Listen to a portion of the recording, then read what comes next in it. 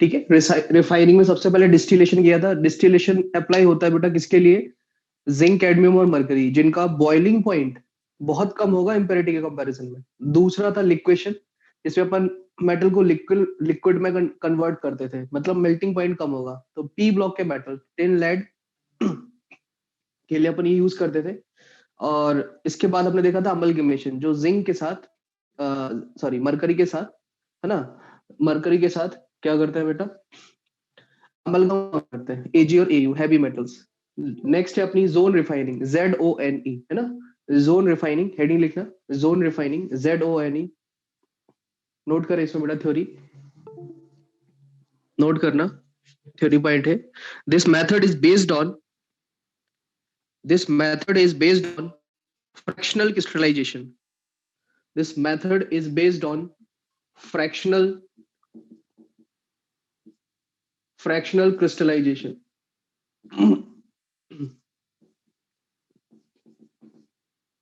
This method is based on fractional crystallization, according to which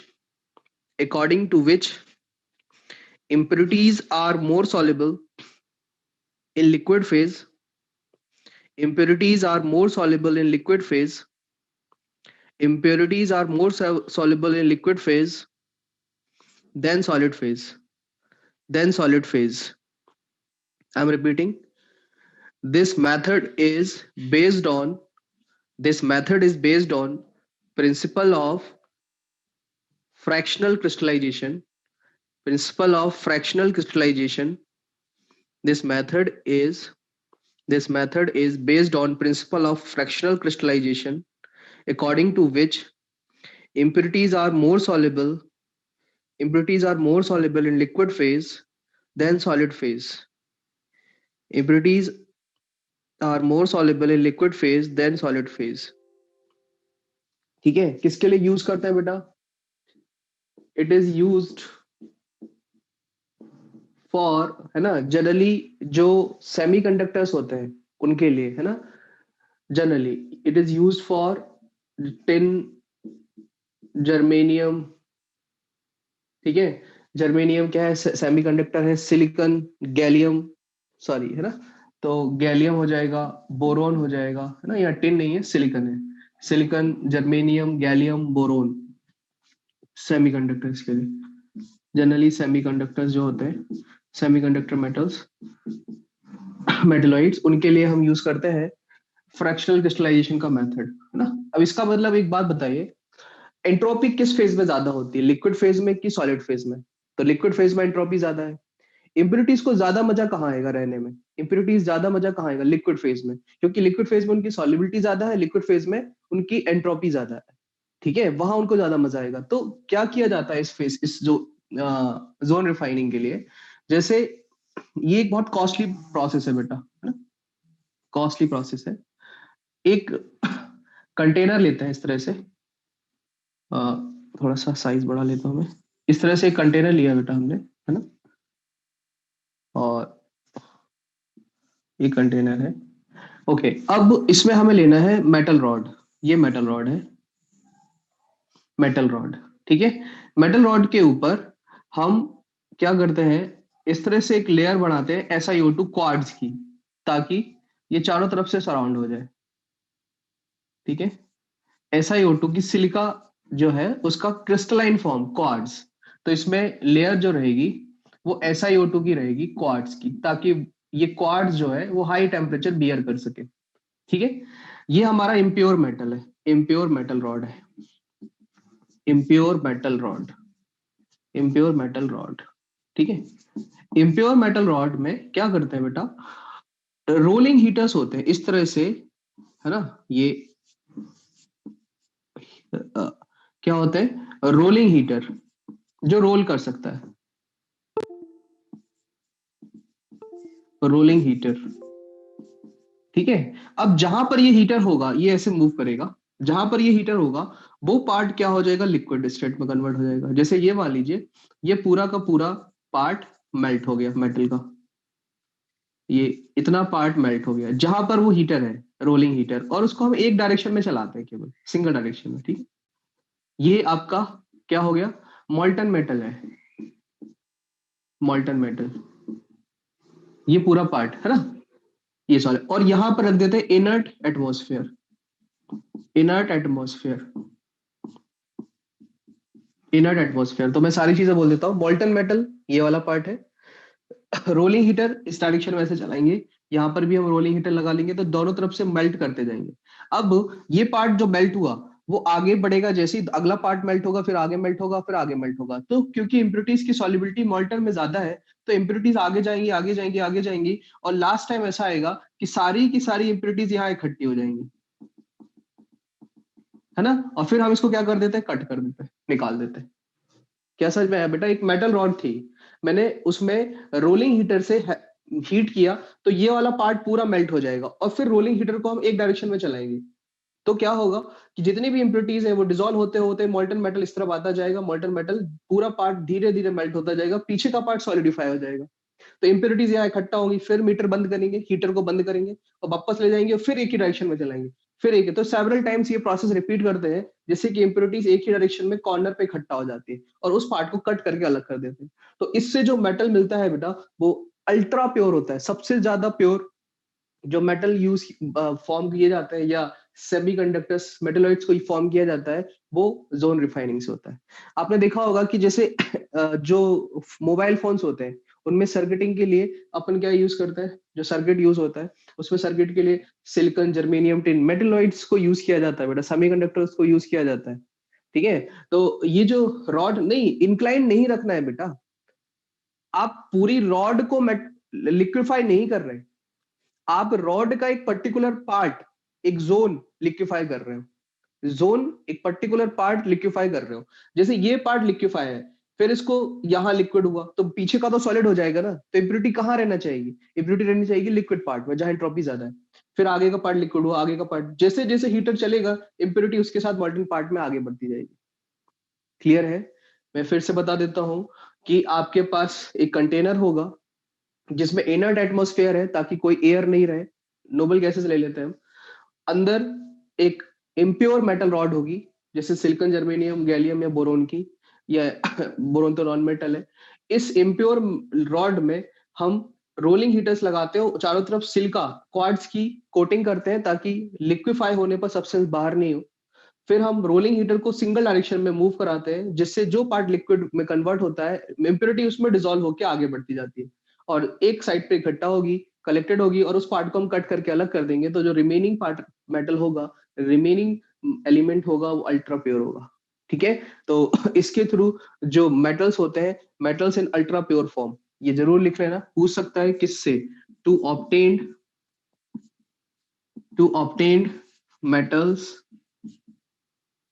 in ultra pure form, ultra pure form. ठीक है भाई, जैसे Apple का iPhone है वो इतना महंगा क्यों है, क्योंकि उसमें कभी भी कोई हीटिंग या लैग ये सब नहीं आएगा। क्यों नहीं आएगा भाई, इतने हाई क्वालिटी का वो मेटल यूज करते हैं। लेकिन वही चीज अगर आप लो क्वालिटी के 5,000 या 10,000 का जो भी फोन होगा उसमें जो वायरिंग या जो भी सर्किट यूज किया होगा उन्होंने, वो जोन रिफाइनिंग से प्योर मेटल नहीं होगा, अल्ट्रा प्योर मेटल नहीं होगा, तो कॉस्ट क्या आएगी, कम आएगी। ठीक है, लेकिन हीटिंग की प्रॉब्लम है, इम्प्योरिटी है बेटा वहां पर। तो अल्ट्रा प्योर मेटल हम किससे बनाते हैं, जोन रिफाइनिंग मेथड से। ये इसका कॉन्सेप्ट है फ्रिक्शनल क्रिस्टलाइजेशन का, मतलब कि केवल एक पार्ट को अपन क्रिस्टलाइज करते जाते हैं, लिक्विफाई करते हैं फिर क्रिस्टलाइज करते हैं, फिर लिक्विफाई करते हैं फिर क्रिस्टलाइज करते हैं और आगे बढ़ते जाते हैं। ठीक है, आप ऐसा मत सोचना कि रोलर वापस जाएगा तो इम्प्योरिटी वापस चली जाएगी, नहीं, सिंगल डायरेक्शन में हमें रोलर को चलाना है, यहां से यहां तक ऑन किया, ऑफ करके वापस ले गए, फिर चलाया, फिर चलाया। ठीक है, तो जोन रिफाइनिंग, जोन का नाम ही आ रहा है जोन, एक पर्टिकुलर रीजन जिसको अपन मेल्ट कर रहे हैं, इंक्लाइन नहीं रखने की जरूरत है। ये डायग्राम बना हुआ है आपके पास सीआरक्यू में, पेज नंबर 2 पर है ना, क्वेश्चन नंबर 7 वाले पार्ट में देखिए, noble gas atmosphere, molten rod, molten zone, rolling heater, rolling heater. ठीक है, कंप्लीटेड, सभी को समझ में आ गया होगा जोन रिफाइनिंग है क्या। आप बस इतना याद रखें, क्वार्ट्ज का फंक्शन, बेटा quartz very high melting point.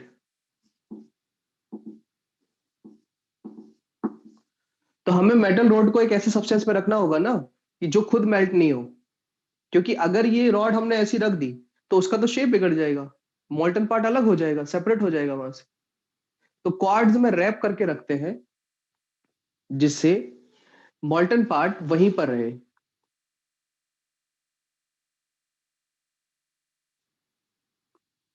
NCERT में आपने लास्ट ईयर पढ़ा होगा बेटा, आप देखना SiO2 क्वार्ट्ज और कई सारे क्वार्ट्ज क्रिस्टलाइन फॉर्म होते हैं, है ना।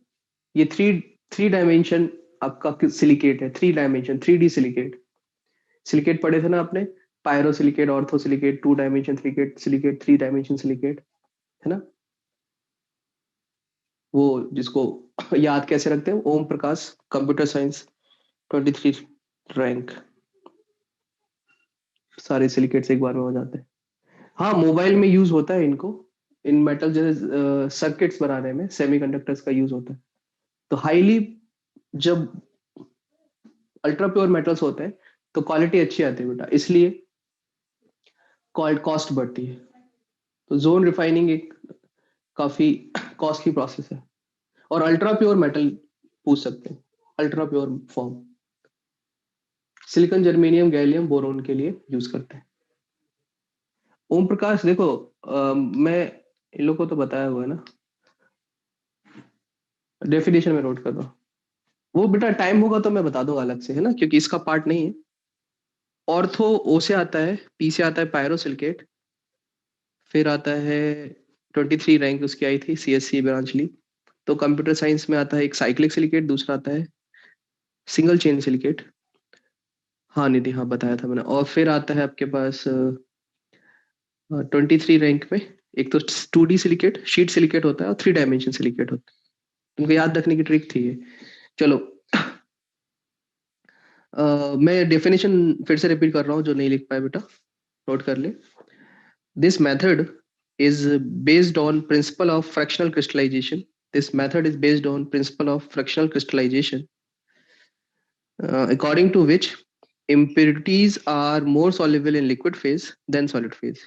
Impurities are more soluble in liquid phase than solid phase. Clear? अब बहुत ही इंपॉर्टेंट मेथड डिस्कस करेंगे बेटा, ध्यान देना सभी। क्या मैं ये रफ कर दूं? कई बार जेई में पूछा गया रिफाइनिंग प्रोसेस है, वेपर फेज रिफाइनिंग, जिसके दो पार्ट होते हैं। आपने कई बार सुना होगा मॉन्ड्स प्रोसेस, और दूसरा है वैन आर्कल प्रोसेस। ठीक है, कंप्लीटेड। यहां पर मैंने इनर्ट एटमॉस्फेयर लिखा था बेटा, it is molten metal, impure metal rod, rolling heaters. SiO2 quartz है, हाई मेल्टिंग पॉइंट है, इसको कवर करने के लिए, और हम अल्ट्रा प्योर फॉर्म में मेटल्स ऑब्टेन करते हैं। तो मैं रफ करने जा रहा हूं।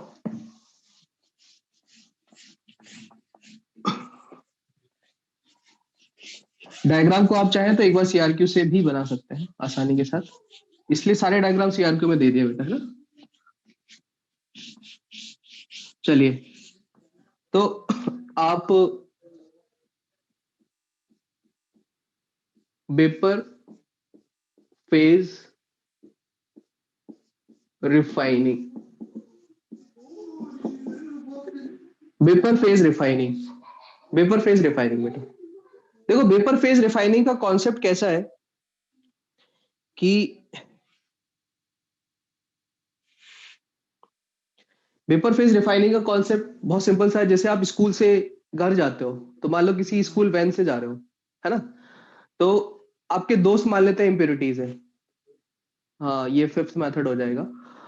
आपके दोस्त मान लो वो इम्प्योरिटीज है आपके साथ, तो स्कूल से उसने आपको पिक किया, केवल आपको पिक किया, इम्प्योरिटीज अलग हो गई, और फिर वो आपको घर छोड़ेगा और फिर वापस चला चला जाएगा अपने रास्ते में। बस यही काम होता है एक रिएजेंट का, जो मेटल के साथ, केवल मेटल के साथ बॉन्ड बना के उसको अलग करता है और इम्प्योरिटीज को छोड़ देता है। ठीक है, देखो क्या होगा इसमें कि हमें एक एम मेटल लेना है बेटा सॉलिड, जो कि क्या होगा हमारा इम्प्योर मेटल, इम्प्योर मेटल, है ना।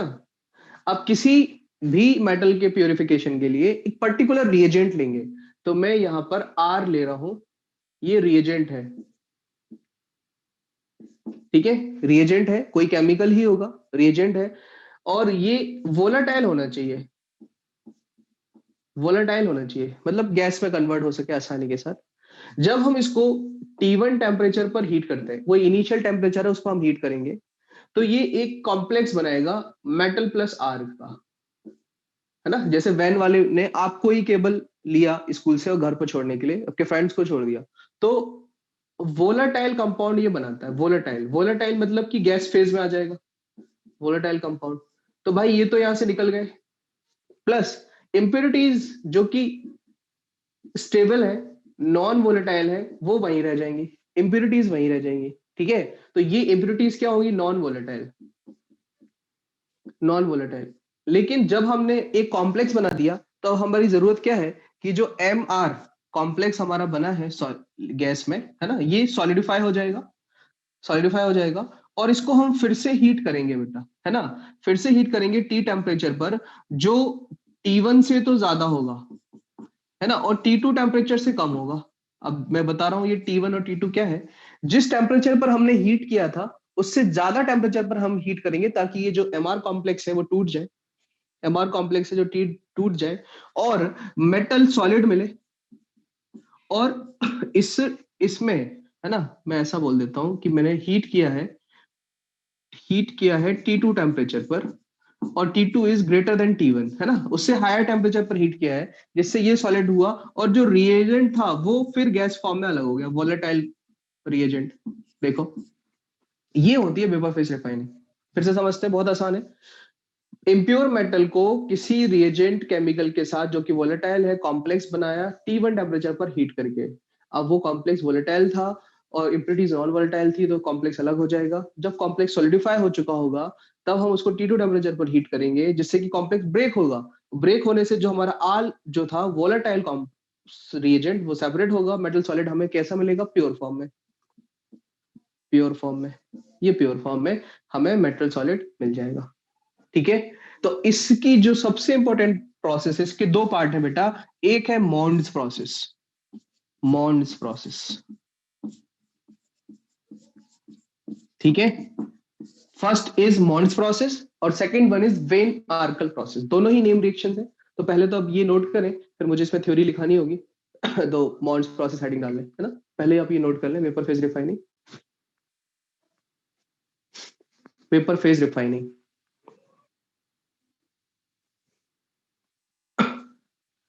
अब देखो, नेम आ गया मॉन्ड्स प्रोसेस, मतलब कि रिएजेंट एक स्पेसिफिक कर दो और मेटल भी स्पेसिफिक कर दो, तो नेम रिएक्शन हो गई मॉन्ड्स प्रोसेस, है ना।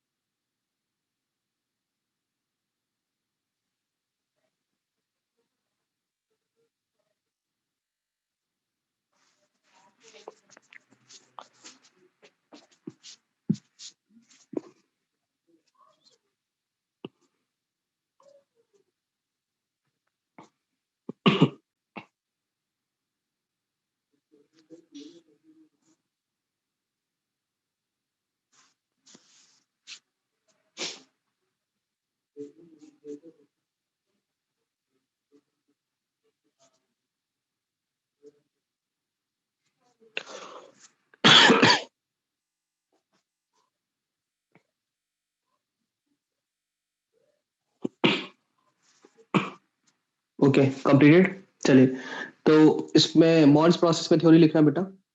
इफ इफ सीओ गैस, है ना, carbon monoxide gas, if CO gas is used as a volatile reagent, if CO gas is used as a volatile reagent, if CO gas is used as a volatile reagent, then then this vapor phase refining method, then this vapor phase नाम में ही आ रहा है ना, vapour phase हमने इसको volatile ले गए थे, गैस में कन्वर्ट किया था। then this vapor phase refining method is named as Mond's process, then this vapor phase refining method is named as Mond's process. I'm repeating. If CO gas, carbon monoxide, is used as a volatile reagent, then this vapor phase refining method is named as Mond's process. It is used to purify only impure nickel. It is used to purify only impure nickel. It is used to purify only impure nickel. It is used to purify only impure nickel. It is used to purify only impure nickel. ठीक है, देखो simple शब्दों में कहा जाए तो क्या होगा, यूज्ड फॉर, है ना, यूज्ड फॉर निकल ओनली, इम्प्योर, है ना, और रिएजेंट, इनका जो रिएजेंट कौन है, इनका रिएजेंट है carbon monoxide gas, carbonyl. Generally carbon monoxide जो सी डबल बॉन्ड हो है उसको कार्बोनिल ग्रुप कहते हैं, है ना, कार्बोनिल सीओ। तो हम क्या करते हैं बेटा कि निकल लेते हैं सॉलिड जो कि इम्प्योर है, इम्प्योर है ना, और इसकी रिएक्शन कराते हैं 4CO गैस के साथ कार्बन मोनोऑक्साइड जो कि रिएजेंट है, जो कि हमारा आर रिएजेंट है ना, और इसको हीट कर देते हैं, ठीक है, 330 से 350 केल्विन पर, ठीक है, 330 से 350 का केल्विन पर। अब निकल है डी ब्लॉक का मेटल जो बनाना चाहता है कॉम्प्लेक्स, और ये जीरो ऑक्सीडेशन स्टेट में आसानी से कॉम्प्लेक्स बना लेता है। कार्बन मोनोऑक्साइड के ऊपर है लोन पेयर, कार्बन मोनोऑक्साइड के ऊपर में कार्बन पे होता है लोन पेयर, स्ट्रक्चर में आप देखना, तो कार्बन की इलेक्ट्रोनेगेटिविटी कम है तो इसकी डोनेशन पावर ज्यादा है, ये स्ट्रॉन्ग न्यूक्लियोफाइल है। कार्बन मोनोऑक्साइड में कार्बन पर लोन पेयर है, कार्बन की इलेक्ट्रोनेगेटिविटी कम है तो लोन पेयर डोनेशन ज्यादा है, स्ट्रॉन्ग न्यूक्लियोफाइल है। अगर हम कोऑर्डिनेशन के चैप्टर के बेसिस पे बोले तो एक अच्छा लिगेंड है, एक अच्छा लिगेंड है। लिगेंड मतलब जो लोन पेयर डोनेट करेगा मेटल के साथ कोऑर्डिनेट बॉन्ड बनाएगा। तो निकल कॉम्प्लेक्स फॉर्म करता है बेटा NiCO4, NiCO4, और ये वोलाटाइल है, मतलब ये गैस में कन्वर्ट हो जाता है, वोलाटाइल है। अच्छा, इसकी खास बात क्या है इस कॉम्प्लेक्स की, कि इस कॉम्प्लेक्स में निकल की ऑक्सीडेशन स्टेट जीरो है, निकल जीरो ऑक्सीडेशन स्टेट में ही कॉम्प्लेक्स बना लेता है। जनरली कॉम्प्लेक्स में किस मेटल कोई ना कोई ऑक्सीडेशन स्टेट पे होता है, लेकिन कार्बन मोनोऑक्साइड के ऊपर कोई चार्ज नहीं है, इसलिए निकल की जो ऑक्सीडेशन स्टेट है मेटल कार्बोनिल, वो कैसी है, जीरो ऑक्सीडेशन स्टेट है। तो फर्स्ट क्या हुआ बेटा, मेटल कार्बोनिल बना, NiCO4। देखो इंप्योरिटीज में लिख देता हूँ, इंप्योरिटीज आगे, इंप्योरिटीज तो नीचे रह जाएगी, और ये वोलेटाइल है, तो ये हमारा मेटल कार्बोनिल है बेटा, metal carbonyl. What is metal carbonyl, ये आप पढ़ेंगे कोऑर्डिनेशन कंपाउंड के अंदर, जब कार्बन मोनोऑक्साइड निकल के साथ या किसी भी मेटल केटाइन या न्यूट्रल के साथ जो कॉम्प्लेक्स बनाता है वो मेटल कार्बोनिल कहलाते हैं, क्योंकि सी डबल सीओ को अपन कार्बोनिल ग्रुप कहते हैं, है ना। तो मेटल कार्बोनिल बना। अब हम क्या करते हैं, जो मेटल कार्बोनिल गैस में कन्वर्ट हुआ था इसको सॉलिडिफाई करते हैं टेम्परेचर कम करके, ठीक है, और इसको हीट कर देते हैं, हीट कर देता है। जो टेम्परेचर होगा वो 350 से ज्यादा होगा ना। अब हम 350 से ज्यादा करेंगे तो ये 450 से लगभग 470 केल्विन पर टूट जाता है। टूट के निकल, तो जिसका मेल्टिंग पॉइंट ज्यादा है, सॉलिड, और volatile reagent CO, carbon mono gas, carbon monoxide gas अलग हो जाएगी, निकल। ठीक है, तो हमें यहाँ जो निकल मिलेगा वो कैसा होगा बेटा, प्योर होगा, प्योर होगा। ये वही समझ लो, मैंने आपको एग्जांपल दिया था कि आप वैन और आपके दोस्त हो गए इम्प्योरिटी, वैन हो गई है कार्बन मोनोऑक्साइड, आप हो गए निकल। तो निकल ने कार्बन मोनोऑक्साइड ने निकल को लिया, कॉम्प्लेक्स बनाया, उड़ गई, लास्ट में हीट किया, घर छोड़ा निकल को, और कार्बन मोनोऑक्साइड फिर निकल गया। ठीक है, तो ये एक हमें इंटरमीडिएट कॉम्प्लेक्स बना के सेपरेट करना होता है। इसके लिए हम एक रिएजेंट लेते हैं जो वोलेटाइल हो, जो वोलेटाइल हो। ठीक है, मैं फिर से थ्योरी पॉइंट रिपीट कर देता हूं, जो लोग नहीं लिख पाए थे, बाकी लोग इसको लिख ले। मैंने बोला था बेटा, if CO is used as a volatile reagent, if CO is used as a volatile reagent, then this vapor phase refining method is named as Mond's process. Then this vapor phase refining method is named as Mond's process. It is used to purify only impure nickel. It is used to purify only impure nickel. ठीक है, impure निकल को purify करने के लिए हम use करते हैं। तो ये देखो, ये बस इतने से कंप्लीट हो रहा है। इम्प्योर निकल के लिए यूज करते हैं रिएजेंट कार्बन मोनोऑक्साइड, खत्म। ये मॉन्स प्रोसेस। रिएक्शन इंपॉर्टेंट है बेटा। जो कॉम्प्लेक्स बनता है उसमें निकल की ऑक्सीडेशन स्टेट जीरो है, NiCO4, निकेल का कोऑर्डिनेशन नंबर 4 होता है, इसलिए केवल यहाँ पर 4 CO जुड़े हैं, है ना। इम्प्योरिटी नॉन वोलेटाइल है। फिर सॉलिडिफाई करके इससे हाई टेम्परेचर पर हीट करते हैं तो वो कॉम्प्लेक्स जिस टेम्परेचर पर बना था उससे हाई टेम्परेचर पर टूटेगा ना बेटा। जैसे 350 केल्विन पर ये बना है तो इसके इससे ज्यादा टेम्परेचर पर टूटेगा, इससे ज्यादा टेम्परेचर पर टूटेगा।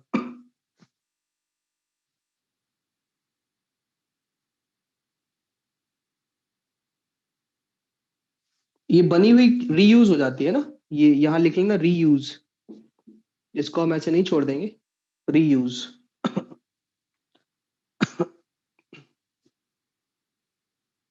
T1 T2 बेटा कोई भी टेम्परेचर है, कोई भी टेम्परेचर।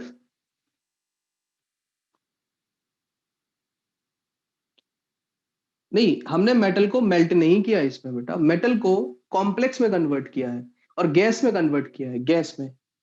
और फिर मेटल तो जो कॉम्प्लेक्स बना वो वोलेटाइल है, मेटल वोलेटाइल नहीं है ना। मेटल तो हमें सॉलिड पे ही मिलेगा, निकेल का मेल्टिंग पॉइंट बहुत ज्यादा होता है बेटा, 470 केल्विन कुछ भी नहीं। लेकिन इस टेम्परेचर पर ये डिकम्पोज हो गया, जो कॉम्प्लेक्स था वो डिकम्पोज हो गया। तो मेटल लिक्विड में कन्वर्ट नहीं हो रहा है, वोलेटाइल का मतलब यहाँ पर गैस फेज में है, gaseous phase, vapour phase, gas में आ रहा है, वेपर फेज रिफाइनिंग। हाँ, टेम्परेचर याद रखना होगा बेटा, एटलीस्ट इतना तो याद रखो कि एक लो टेम्परेचर है दूसरा हाई टेम्परेचर है। तो डेटा भी याद नहीं रहा तो क्वेश्चन अगर ये पूछा गया कि पहले T1 टेम्परेचर था, T2 फिर इनमें क्या रिलेशन होगा ना। तो सब्सटेंस एक टेम्परेचर पे बन रहा है वो उसके हायर पे ही टूटेगा ना, उससे लोअर पे तो ब्रेक नहीं होगा। जितनी एनर्जी लेके बना है उससे हायर पे टूटेगा।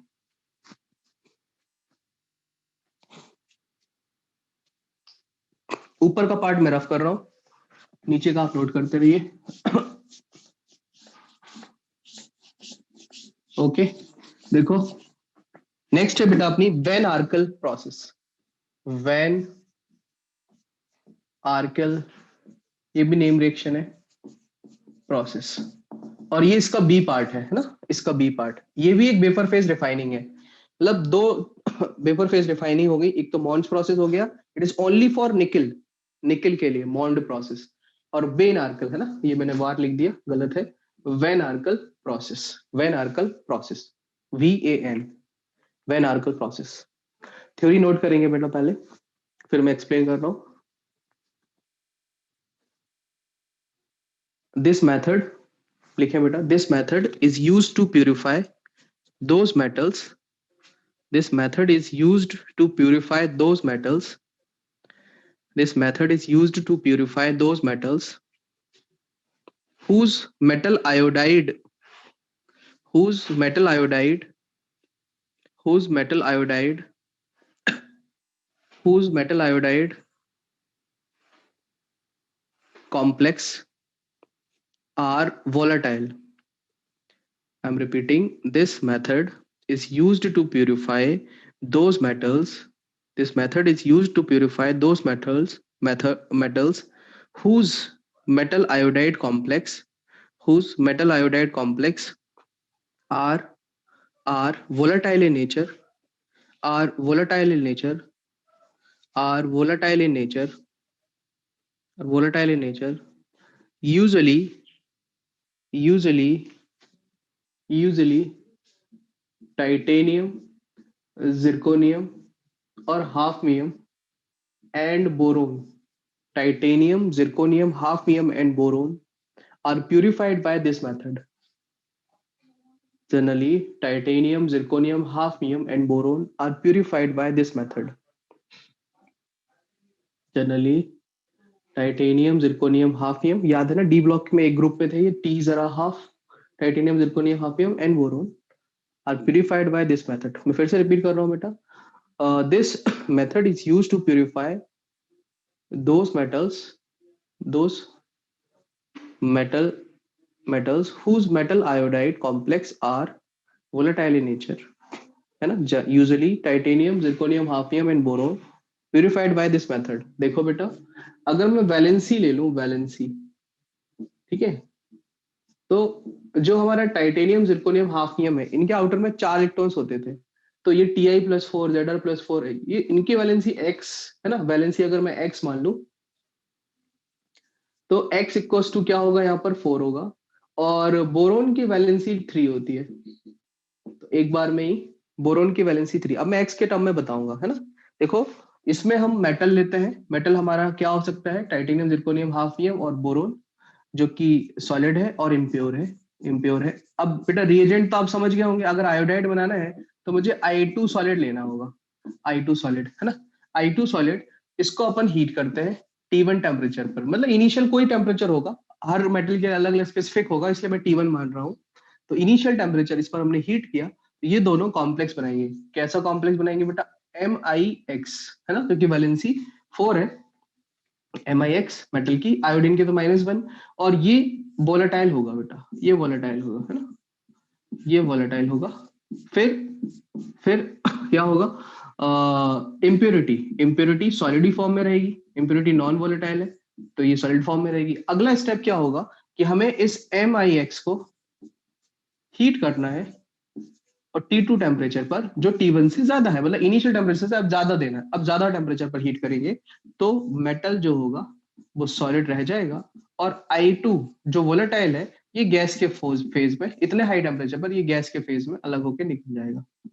I2 ये सेपरेट हो जाएगा बेटा, है ना, वोलेटाइल रहेगा, वोलेटाइल।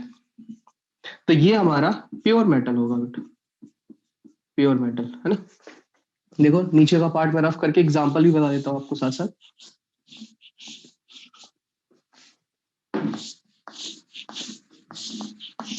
जैसे एग्जांपल है बेटा, हमने टाइटेनियम लिया, टाइटेनियम सॉलिड, और इसकी रिएक्शन कराई I2 सॉलिड के साथ, हीट कर दिया, है ना, हीट कर दिया टाइटेनियम को। ये हमारा इम्प्योर है टाइटेनियम I2 के साथ। तो TiI4 कॉम्प्लेक्स बनेगा, है ना, गैसियस फेज में, वोलेटाइल,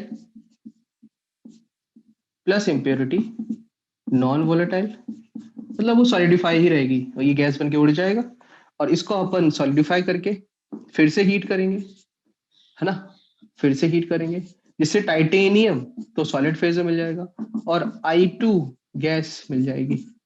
तो ये जो टाइटेनियम होगा ये प्योर फॉर्म में होगा। ऐसा आप जिरकोनियम हाफनियम के साथ कर सकते हो, बट जैसे बोरोन के साथ करोगे तो Bi3 बनेगा, Bi3, है ना। बोरोन की वैलेंसी कितनी है, 3 है, इन सब की वैलेंसी 4 है। नोट करें बेटा इस चीज को।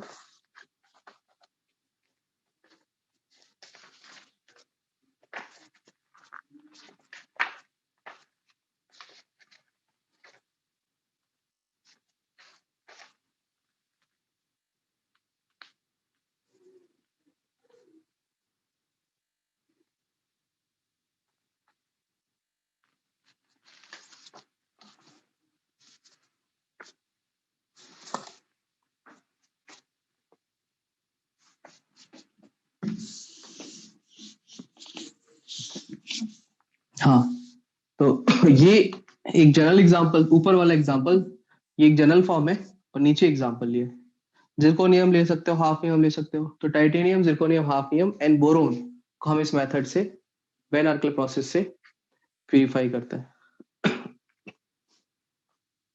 इसमें जो मेटल कॉम्प्लेक्स बनता है, इसमें इसकी ऑक्सीडेशन स्टेट +4 होती है बेटा, है ना।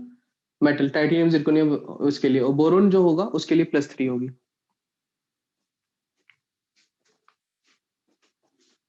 Bi3 कंपाउंड बनेगा।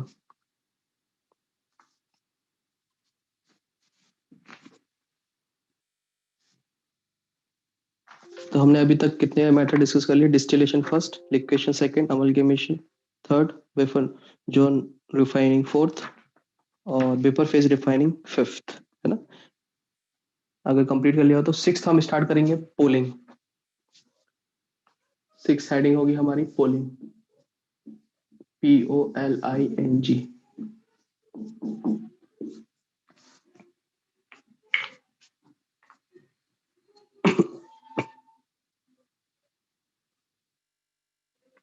हाँ बेटा, निकेल मेटल है, बिल्कुल है, लेकिन मैं वही तो कह रहा हूँ कि जो कॉम्प्लेक्सेस बनेंगे उनकी प्रॉपर्टी तो अलग होगी ना। आप ऐसा क्यों कह रहे हो कि निकल मेटल है तो उसकी प्रॉपर्टी चेंज नहीं होगी? ये तो हम छोटी छोटी क्लासेस में पढ़ते हैं कि भाई जब मेटल या कोई भी एलिमेंट दूसरा कंपाउंड बनाएगा, है ना, तो उनका नेचर इंटायरली डिफरेंट हो सकता है। NiCO4 एक लाइटेस्ट कार्बोनिल है और ये वोलेटाइल नेचर का होता है गैसियस फेज में। अब ऐसे तो आप कहो TiI4 ये सॉलिड, इसमें एक मेटल है तो ये गैस में नहीं जा सकता, क्यों नहीं जा सकता? वो तो नेचर पर डिपेंड करेगा ना उस कंपाउंड के। तो TiI4 एक वोलेटाइल कंपाउंड है। इसी तरह से NiCO4 भी वोलेटाइल है ना। मैं ये नहीं कह रहा हूँ कि रूम टेम्परेचर पे गैस पे कन्वर्ट हो गया, नहीं बेटा। हम कितने 350 370 पे इसको हीट कर रहे हैं।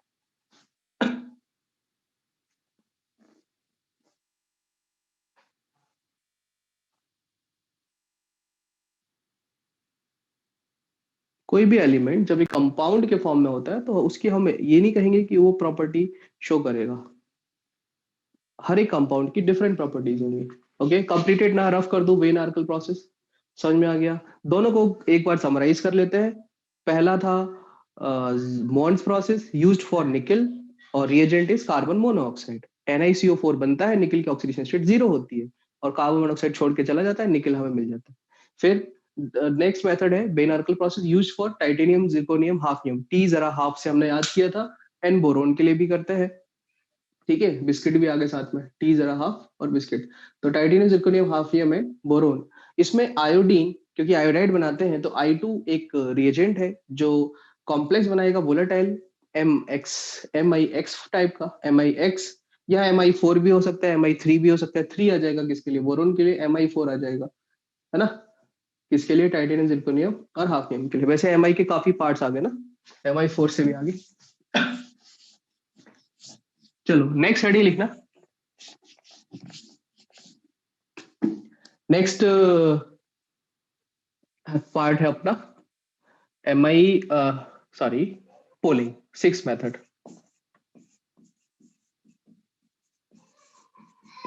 पोलिंग, है ना, सिक्स मेथड है बेटा ये पोलिंग। पोलिंग पहले इसको समझ लो फिर लिख लेना थ्योरी।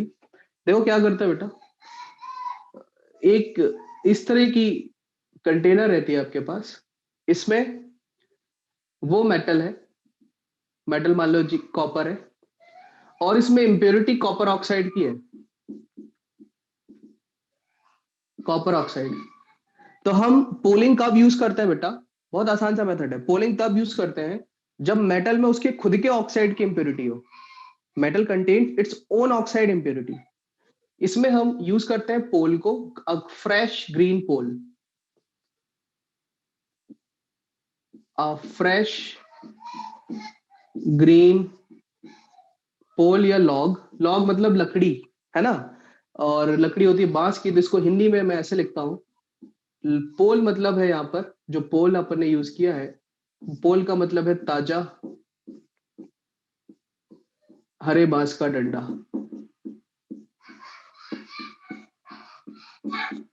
इसमें एक्चुअल में ताजा हरे बांस का डंडा ही यूज करता है। देखो मॉल्टन मेटल है, लिक्विड फेज में मॉल्टन मेटल है, और हमने इसमें एक ग्रीन पोल, फ्रेश लकड़ी, ग्रीन बांस का डंडा डाल, रिलीज करता है मीथेन। तो ये रिलीज करता है बेटा मीथेन गैस। मीथेन गैस एक रिड्यूसिंग एजेंट है और CO एक ऑक्सीडाइजिंग एजेंट है। तो रिएक्शन इस तरह से होती है कि जो CO है वो मीथेन के साथ रिएक्ट करके, मीथेन के साथ रिएक्ट करके कॉपर बनाता है, प्लस CH4 बर्न होके CO2 प्लस वाटर देती है। तो आप देख रहे हो कि जो बाय प्रोडक्ट्स बन रहे हैं, जो बाय प्रोडक्ट्स वो गैसियस प्रोडक्ट है, तो इंप्योरिटी तो हट जाएगी। जो हमने इसको CH4 दिया, क्या वहां कार्बन की इंप्योरिटी आएगी? नहीं। CO2 भी उड़ जाएगी, वाटर भी उड़ जाएगी, केवल जो ऑक्साइड है, कॉपर का ऑक्साइड है, वो कॉपर में कन्वर्ट हो जाएगा।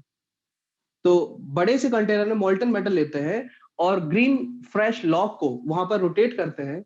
जो ये मोल्टन मेटल में जाएगा तो बर्निंग होगी, तो CH4 गैस रिलीज होगी। CH4 gas as a reducing agent, और CO जो ऑक्सीडाइजिंग एजेंट है, रिडक्शन होगा, कॉपर मिलेगा और CO2 वाटर अलग। ठीक है, तो किसके लिए यूज करते हैं? जिनकी रिएक्टिविटी कम, कॉपर, लेड और टिन। इनकी रिएक्टिविटी हाइड्रोजन से कम है तो आसानी से रिड्यूस हो जाएंगे। ओके, तो नोट करें। हाँ, हीट हीट, अरे मॉल्टन मेटल बेटा, कॉपर मॉल्टन स्टेट में होगा तो हीट तो कर ही रहे होंगे ना, बहुत हाई टेम्परेचर पर। तो किसके लिए यूज करते हैं? जिस मेटल में उसके ऑक्साइड की इंप्योरिटी हो, जैसे कॉपर में कॉपर ऑक्साइड की, लेड में लेड ऑक्साइड की, और टिन में टिन ऑक्साइड की। क्लियर? नोट करें, डेफिनेशन नोट कर ले। When metal contain, polling heading लिखेंगे POLING, पोलिंग, और लिखेंगे फिर when metal contain impurity of its oxide, when metal contain impurity of its oxide, when metal contain impurity of its oxide, then metal is purified by pooling. Then metal is purified by pooling. I am repeating, when metal contain impurity of its oxide, then metal is purified by pooling. POLING, pooling, full stop. In pooling, we have we have to reduce metal oxide to metal. In pooling, we have to reduce metal oxide to metal. In pooling, we have to reduce metal oxide to metal. So we have requirement of reducing agent. So we have a requirement of reducing agent. Bracket में लिखना volatile reducing agent होना चाहिए, gaseous. So we have a requirement of reducing agent, bracket में volatile. ठीक है, volatile. तो it is used for, देखो, it is used for copper, tin और lead. ठीक है, कॉपर, टिन और लेड। और होगा क्या, जैसे आपके पास Cu2O है, PVO है, या PVO है, या SNO है ना? तो ये कन्वर्ट हो जाएगा कॉपर में, ये कन्वर्ट हो जाएगा लेड में, और ये कन्वर्ट हो जाएगा टिन में, है ना? यहाँ पर हमने रिड्यूसिंग एजेंट क्या लिया है? मीथेन, जो हमें मिल रही है ग्रीन लॉग से। इसके प्रोडक्ट क्या होंगे? तो इसके प्रोडक्ट होंगे CO2 जो कि वोलेटाइल है, और वाटर जो कि वोलेटाइल है। तो जिस टेम्परेचर पर ये हमें लिक्विड फेज में, ये लिक्विड फेज में, ये लिक्विड फेज में मिल रहे हैं मेटल, वो CO2 और वाटर तो वेपर फेज में रहेंगे, सेपरेट हो जाएंगे। मीथेन भी एक वोलेटाइल रिड्यूसिंग एजेंट है, और ये सब ऑक्सीडाइजिंग एजेंट है। तो ये तीनों क्या है? ये तीनों इम्प्योरिटी है, इम्प्योरिटी है। तो पोलिंग समझ में आ गई। ग्रीन पोल, ग्रीन लॉग, हरी लकड़ी है ना।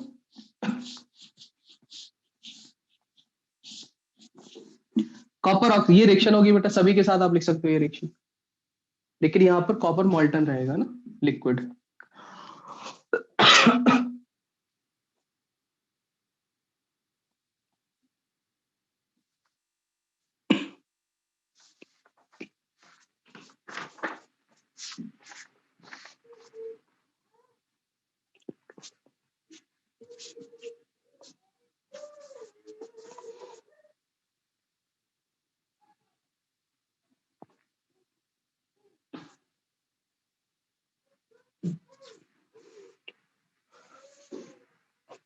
कॉपर ऑक्साइड कॉपर में, लेड ऑक्साइड लेड में, टिन ऑक्साइड टिन में, मीथेन CO2 प्लस वाटर। यहाँ से है ना, आप ऐसे डायग्राम में बना लेना।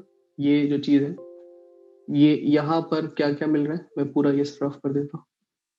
इसमें CH4 CH4 CH4 मिलेगा ना लॉग से। ये है क्या?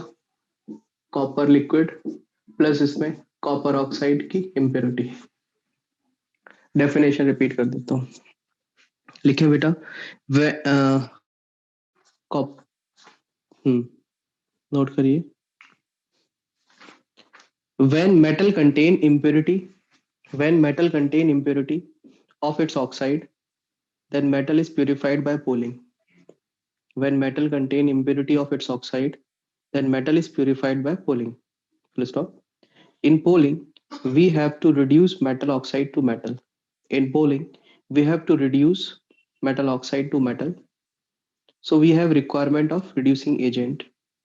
We have requirement of volatile reducing agent. So we have requirement of volatile reducing agent.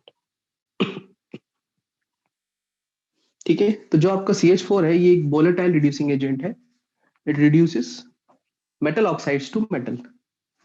Okay,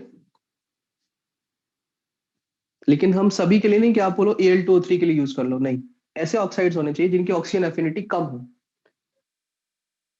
बेटा देखो, आप एक बात बताइए, जो ग्रीन लॉग होगा, ग्रीन लॉग होगा वो तो हाइड्रोकार्बन रिलीज करता है ना। तो जब अपन ये आपके ग्रीन लॉग्स होते हैं ये हाइड्रोकार्बन रिलीज करता है, हीट करने पर, बर्न करने पर CH4 बनाता है।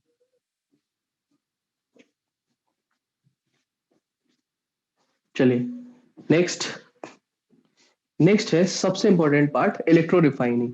बहुत बहुत ज्यादा इंपॉर्टेंट है इलेक्ट्रो रिफाइनिंग। ध्यान से कॉन्सेप्ट को समझना, क्योंकि ये आपने लोअर क्लासेस में भी पढ़ी होगी, है ना। अरे एक एनोड पर रखते थे, एक कैथोड पर रखते थे, एक इम्प्योर होता था एक प्योर होता था, और उसकी लेयर चढ़ा देते थे।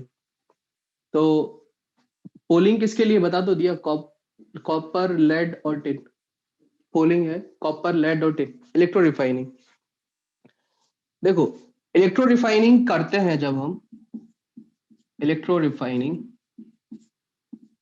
ठीक है, तो दो तरीके से हम कर सकते हैं, एक तो एक्वस फेज में और दूसरा मॉल्टन फेज में, इलेक्ट्रो रिफाइनिंग। अब जब हम एस ब्लॉक के लिए करते हैं एंड एल्यूमिनियम के लिए करते हैं, तो इसको हम करते हैं बेटा इनफ्यूज्ड स्टेट, क्योंकि एक्वस फेज में ये स्टेबल ही नहीं रहेंगे, और एक्सेप्ट एस ब्लॉक, ठीक है, कॉमा एल्यूमिनियम, आयरन और Hg, इनको छोड़कर रेस्ट के लिए करते हैं in aqueous phase, in aqueous phase मतलब कि पानी में और सॉल्ट सॉल्यूशन लेके। तो पहले तो ये याद रखना है किस किस के लिए, एस ब्लॉक और एल्यूमिनियम फ्यूज स्टेट मॉल्टन फॉर्म में Al2O3 के लिए, एस ब्लॉक जैसे सोडियम हुआ मैग्नीशियम हुआ, इनके लिए फ्यूज स्टेट में करते हैं, एक्सेप्ट एस ब्लॉक और एल्यूमिनियम, ये तो आ ही गया है। आयरन और Hg, देखो आयरन के लिए तो अपन करते ही नहीं रिफाइनिंग, आयरन तो डायरेक्ट वहां पर अपन ने क्या बनाया था, पिग आयरन, उसको स्क्रैप आयरन के साथ प्योर किया था तो कास्ट आयरन, और कास्ट आयरन को और प्योर करते हैं तो बनता है रॉट आयरन। तो इलेक्ट्रोलाइटिक रिफाइनिंग नहीं करता है आयरन के लिए। इसी तरह से Hg, क्योंकि Hg वेपर फेज में बनता है, तो फिर वो कैसा होगा, प्योर होगा Hg। तो Hg की भी हम इलेक्ट्रो रिफाइनिंग नहीं करते हैं। तो किसके लिए इलेक्ट्रो रिफाइनिंग करेंगे, जैसे कॉपर हुआ, जिंक हुआ, टिन हुआ, इनके लिए इलेक्ट्रो रिफाइनिंग करेंगे। AgAu के लिए भी कर सकते हो। तो except s block aluminium iron Hg aqueous phase में, और एस ब्लॉक और एल्यूमिनियम के लिए फ्यूज स्टेट में करते हैं। अब इलेक्ट्रो रिफाइनिंग है क्या और उसमें हमें करना क्या है, देखो मेटल को प्योर करना है तो मेटल जीरो ऑक्सीडेशन स्टेट में होगा, और उसको प्योर करेंगे तो फिर से वो किस में आ जाएगा, जीरो ऑक्सीडेशन स्टेट में। भाई आपके पास मेटल है जिसकी इम्प्योर मेटल है ना, इम्प्योर मेटल, ये इम्प्योर मेटल M है जिसकी ऑक्सीडेशन स्टेट जीरो होगी, और हमें यहां पर फिर से मेटल चाहिए, प्योर मेटल, प्योर मेटल। तो हम क्या करें भाई, इसको ऐसा करें कि पहले +X ऑक्सीडेशन स्टेट में लेके जाएं और फिर जीरो ऑक्सीडेशन स्टेट में लेके आ जाएं, या हम ये करें कि इसको -X ऑक्सीडेशन स्टेट में लेके आए और फिर जीरो ऑक्सीडेशन स्टेट में लेके जाएं। लेकिन क्योंकि metals are electropositive in nature, तो वो इलेक्ट्रॉन गेन तो करते नहीं है, मतलब हम ये नीचे वाला रास्ता तो अप्लाई कर ही नहीं सकते, मतलब हमें पहले उसको ऑक्सीडाइज करना पड़ेगा, +X में इलेक्ट्रॉन लूज कराने पड़ेंगे। तो अगर जो पहला स्टेप है वो तो ऑक्सीडेशन होगा, ऑक्सीडेशन होगा। जनरली मेटल कहाँ इलेक्ट्रॉन लूज करेगा, लूज ऑफ इलेक्ट्रॉन एनोड पर, तो एनोड पर होता है ऑक्सीडेशन, ठीक है। और मेटल इलेक्ट्रॉन कहाँ गेन करेगा, इलेक्ट्रॉन मेटल गेन कहाँ करेगा, कैथोड पर। कैथोड पर क्या होगा, गेन ऑफ इलेक्ट्रॉन रिडक्शन। तो बेटा आपको एक चीज समझ में आ गई होगी कि हमें इम्प्योर मेटल को कहाँ रखना है, एनोड की कैथोड। इम्प्योर मेटल आएगा एनोड पर क्योंकि उसका होगा ऑक्सीडेशन, और प्योर मेटल आएगा, प्योर मेटल आएगा कैथोड पर, उसके ऊपर डिपोजिशन होगा प्योर मेटल का, और इम्प्योरिटी सारी अलग होती जाएगी। क्या ये बात समझ में आई? भाई मेटल इम्प्योर था, हमने उसको पहले ऑक्सीडाइज किया, इलेक्ट्रॉन लूज कराए, तो वो सॉल्यूशन में ही कूदेगा प्लस एक्स के फॉर्म में, और फिर इलेक्ट्रॉन गेन करेगा। कहां जाके गेन करेगा? कैथोड पर। तो डिपॉजिट कहां होगा? कहां पर था? एनोड पर था, गया कहां? कैथोड पर, डिपॉजिट हुआ प्योर फॉर्म में। ठीक है, अब पूरा प्रोसेस समझेंगे तब क्लियर होगा कि किस तरह से होती है। ये तो हमें समझ में आ गया कि हमें कहां कहां रखना है। देखो अब मैं एग्जांपल के साथ आपको बताता हूं कि हमें इसमें लेना पड़ता है, सॉरी ये नोट कर लिया था कि नहीं? ओ चलो मैं फिर से इसको वो कर देता हूँ, मैं इसको फिर से नोट कर, आप नोट करें, मैं इसको लिख रहा हूं फिर से। रिफाइनिंग इलेक्ट्रो रिफाइनिंग, क्योंकि याद रखना बहुत जरूरी है, डायरेक्ट क्वेश्चन पूछ सकते हैं किसके लिए हम किस मेथड को यूज करेंगे। इलेक्ट्रो रिफाइनिंग किसके लिए बेटा? एस ब्लॉक एंड एल्यूमिनियम, इसके लिए करते हैं फ्यूज्ड स्टेट में, मॉल्टन में, पिघली हुई अवस्था में, इनफ्यूज स्टेट, और except s block aluminium iron और एच को छोड़कर एक्वस फेज में करते हैं। ठीक है, ऊपर का डायग्राम भी ड्रॉ कर ले ताकि आपको एक आइडिया हो जाए कि हम क्या करने वाले हैं। नोट करें जल्दी से। फिर सर मैं, एक मिनट, जी बेटा सर, कल स्टडी मटेरियल का डिस्ट्रीब्यूशन होगा, ठीक है? तो 11 बजे से अब लिखना बेटा फॉर कॉपर ना। ये पूरा प्रोसेस काफी बड़ा है तो अपन कंप्लीट कर पाए इसको। अभी एग्जाम्पल में लिखेंगे प्यूरिफिकेशन ऑफ कॉपर।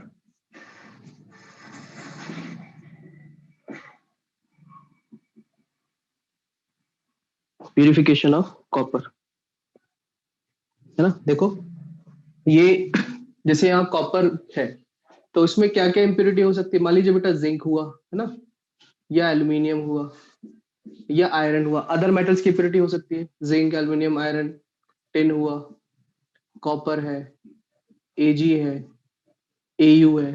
ठीक है, तो हम यहाँ पर लेते हैं इम्प्योर कॉपर। ये जो है एनोड पर, ये इम्प्योर कॉपर है, इम्प्योर कॉपर। ठीक है, और कैथोड पर एक पतली स्ट्रिप लेते हैं प्योर कॉपर की, प्योर कॉपर की। अब ये जो होगा अपना सॉल्ट सॉल्यूशन होगा, है ना, सॉल्ट सॉल्यूशन। यहाँ पर इलेक्ट्रोलाइट लेते हैं, इलेक्ट्रोलाइट है ना। इलेक्ट्रोलाइट क्या होता है बेटा? इलेक्ट्रोलाइट होता है उसका सॉल्ट प्लस उसका एसिड, तो H2SO4 एनायनिक का एसिड लेना है। तो यहाँ पर जो मिक्सचर होगा उसमें आपके पास है ना CuSO4 प्लस H2SO4 होगा, इलेक्ट्रोलाइट CuSO4 प्लस H2SO4, उसी मेटल का सॉल्ट प्लस उसके एनाइन का एसिड। जैसे आपके पास क्या आ गया? Metal salt plus it's acid CuSO4 plus H2SO4।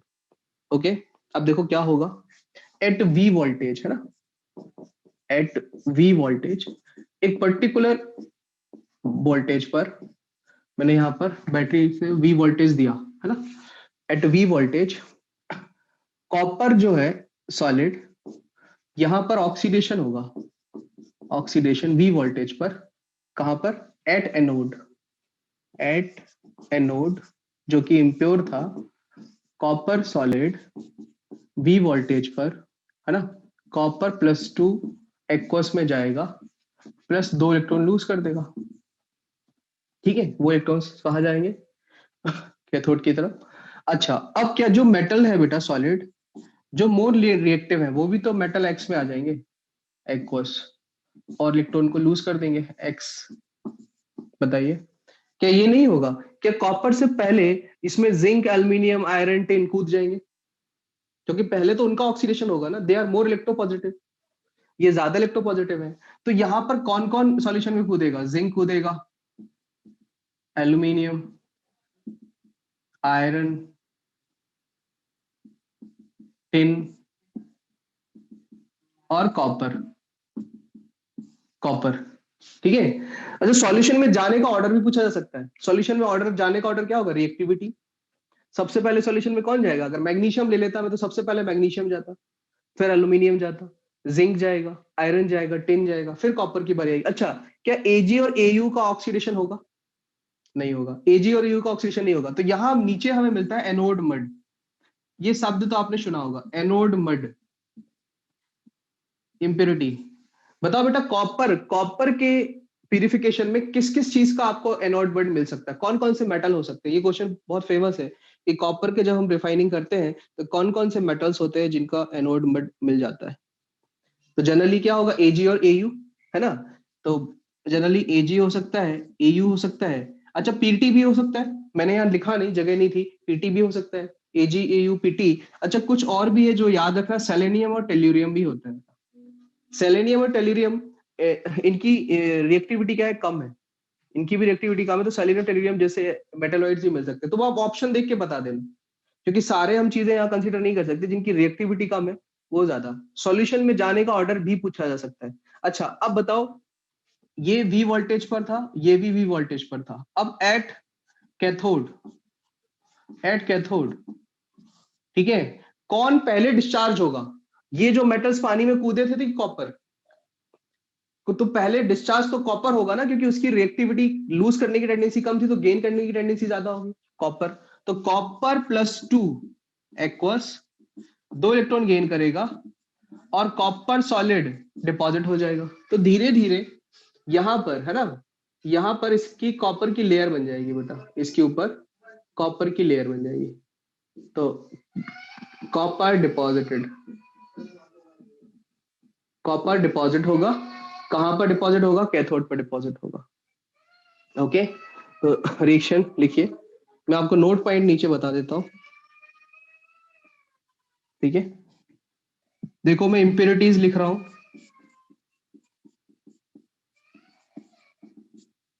क्या क्या इंप्योरिटीज है, एल्यूमिनियम, आयरन, जिंक, टिन, ठीक है, lead, chromium, manganese, lead, chromium, manganese, AG, AU, PT, aluminium, iron, zinc, aluminium, iron, zinc, tin, lead, chromium, manganese, MG, AG, AU, PT, और एक HG है ना। अच्छा, order of going into solution, क्या order होगा बेटा बताना इनमें इंप्योरिटीज में, order of going into solution, ये अगर इंप्योरिटीज में होते हैं तो सॉल्यूशन में जाने का ऑर्डर, ठीक है। तो सबसे पहले जाएगा मैग्नीशियम, फिर जाएगा एल्यूमिनियम, फिर जाएगा जिंक, फिर जाएगा आयरन, फिर करीना फेंके सीडी है ना, क्रोमियम, नहीं, मांगे अली मन से जान, तो मांगे अली मन से जान, फिर आएगा जिंक, करीना फेंके सीडी, सीडी तो है नहीं, वही नीचे, सुनो मतलब टिन, फिर लेड, फिर कॉपर, यही ऑर्डर होगा ना बेटा। अगर ये इंप्योरिटीज है तो कॉपर तक जाएगा, नाउ कॉपर डिपॉजिटेड, इतने सॉल्यूशन में चले जाने के बाद कॉपर डिपॉजिट होगा। इन्हें इसमें इसमें मुझे बताओ एनोड मड किसका बनेगा, इसमें एनोड मड, नहीं अभी इंप्योरिटीज है, मैंने ये नहीं लिया ना बेटा, मैंने आपको गिवन इंप्योरिटीज ये दे दी, अगर इंप्योरिटीज ये है, if impurities are these then ये फॉर्म होगा, क्लियर। आंसर, ओके मैं रिपीट करता हूं बेटा वेन आर्किल की डेफिनेशन। आप, एक और क्वेश्चन है, अगर मैं टिन की करता, बताइए अगर मैं टिन की करता, टिन, तो क्या क्या आपको मिलेगा as an anode mud, anode mud में क्या मिलेगा, इसको देख के बस बताना, zinc, aluminium, iron, tin, copper, AG, AU, हाँ कॉपर मिलेगा, लेड मिलेगा, एजी, एयू, यहाँ पर एजी, एयू, अगर मैं इसमें लेड भी ऐड कर देता हूँ सपोज करो, तो टिन में, टिन की रिफाइनिंग करने पर कॉपर, लेड, एजी और एयू, तो रिएक्टिविटी से आप बता आंसर कर सकते हैं, ठीक है। ये नोट पॉइंट में आपको लिखा देता हूँ, चलिए मैं वेन आर्कल मेथड की डेफिनेशन रिपीट करता हूँ, कर रहा हूँ, जो नहीं लिख पाए थे वो नोट कर ले। वेन आर्कल मेथड है ना, क्या था बेटा, this method is used to purify, this method is used to purify those metals, this method is used to purify those metals whose metal iodide are volatile in nature, whose metal iodide complex are volatile in nature. Usually, titanium, zirconium, hafnium, and boron are purified by this method. Usually, titanium, zirconium, hafnium, and boron are purified by this method. ठीक है, again repeating, this method is used to purify those metals whose metal iodide complexes are volatile in nature. Usually titanium, zirconium, hafnium and boron are purified by this method. ठीक है। अच्छा, बाकी metals तो solution में रहेंगे। जब copper deposit हो जाएगा, जब कॉपर डिपॉजिट हो जाएगा उसके बाद वो डिपॉजिट होने लगेंगे, तो कॉपर रॉड को अपन अलग कर लेंगे, उनको भी अलग अलग ऑर्डर में अपन सेपरेट। लेकिन ये इम्प्योरिटी है ना बेटा, ये तो बहुत कम अमाउंट में होगा। हाँ, एनोड मड में ये सारी इम्प्योरिटीज होगी, AgU, प्लेटिनम, सेलेनियम, ये सारी इम्प्योरिटीज होगी जिनकी रिएक्टिविटी ज्यादा। अरे बेटा, CuSO4 तो यहाँ पर सॉलिड फॉर्म में नहीं है ना, यहाँ CuSO4 तो एक्वस फेज में होगा ना, डिसॉल्व है, H2SO4 में डिसॉल्व है। तो यहाँ कॉपर का क्या मिलेगा, कॉपर का कॉन्सेंट्रेशन बढ़ेगा तो डिपॉजिट होने लग जाएगा। CuSO4 तो टिन रिएक्टिविटी सीरीज में कहाँ आता है बेटा, याद करो ना, मैंने बोला था पागल सुनो पागल हो, क्यों होगी आज और पार्टी। तो सुनो मतलब टिन, पागल हो क्यों होगी आज और पार्टी, तो ये है टिन। तो अगर टिन की हम करेंगे तो लेड की, कॉपर की, Hg, ये सब एज एन एनोड मड में लेंगे। टिन की करेंगे तो, कॉपर की करेंगे तो Hg, Ag, Au और Pt ये मिलेंगे। तो जो आपको दिया हो क्वेश्चन में, है ना, उस हिसाब से आप आंसर करना on the basis of reactivity series.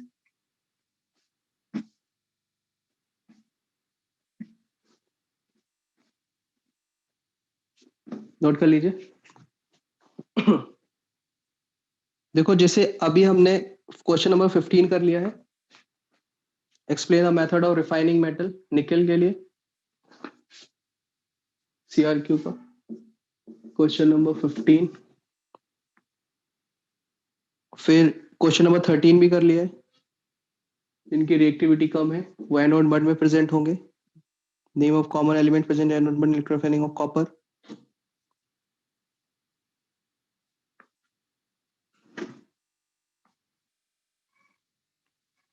Question number 7 के मेथड्स कर लिए, अगर एक दो मेथड बचे हैं तो उनको नेक्स्ट क्लास में करेंगे डिस्कस।